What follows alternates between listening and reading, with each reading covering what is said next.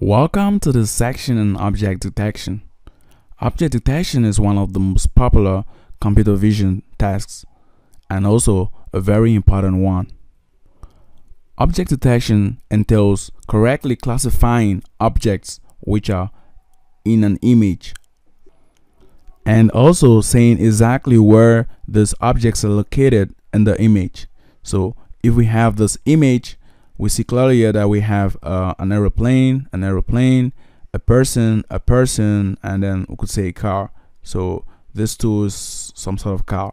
Now, an object detector not only classifies these images, but also localizes exactly their positions in the image. So this aeroplane, for example, has this bounding box. Now a bounding box basically surrounds, or a square or rectangular box which surrounds the object. And then for this person we have this bounding box, for this bounding box, and this other aeroplane we have this bounding box which is in this other bounding box. So unlike a classification problem where when given this kind of input we have as an output a one hot vector, for example, which represents the number of classes we're dealing with. So supposing we have 5 classes, then when given an input we have to correctly say whether that input belongs to one of the 5 classes. Now with object detection we not only have this, but we also have the positions in the image. So like this, we have this position like this, and we have several conventions for these positions. One of the most popular conventions is the center convention, where we have the X center, Y center, width, and then height.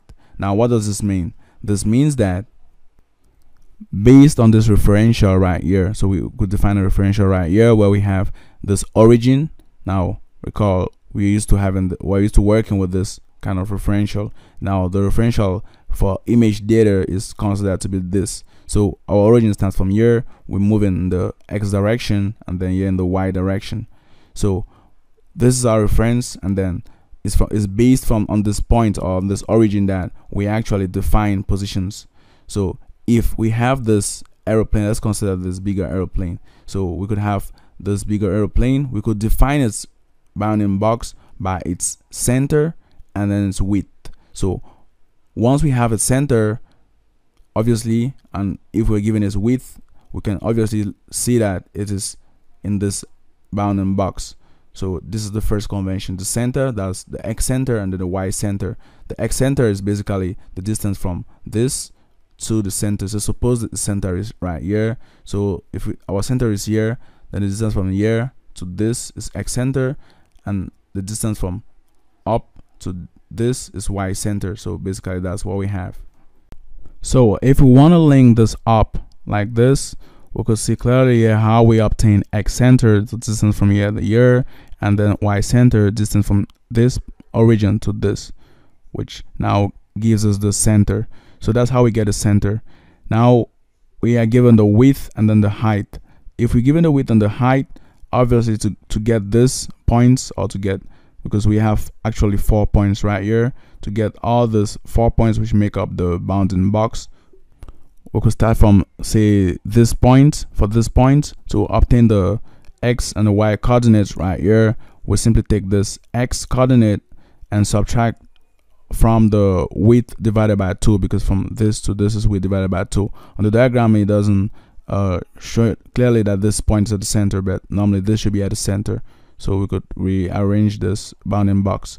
Now, so as we said, to get this, we have this X center minus the width divided by 2 to obtain this, and then to get the Y, we have the Y center plus, because this is actually the positive direction, and then this is the negative direction for the X. So for Y this is positive, this is negative for Y, this is positive for X, and then this is negative for X.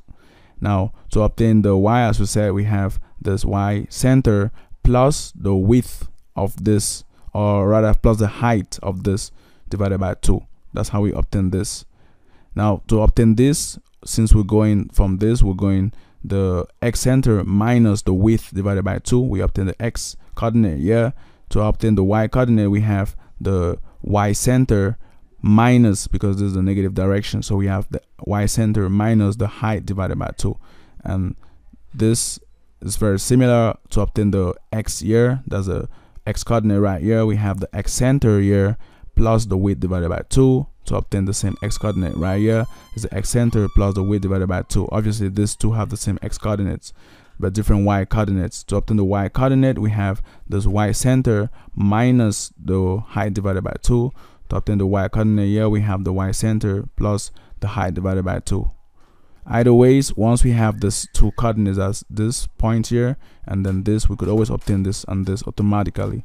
Now another convention is the x min, y min, x max, y max convention, where we're just given this coordinates. If we're given this coordinates and then this coordinates, we could obviously obtain all this, because when once given this and then given this, we could just get the whole box automatically. So here are the two main conventions we use to actually locate an object in the image.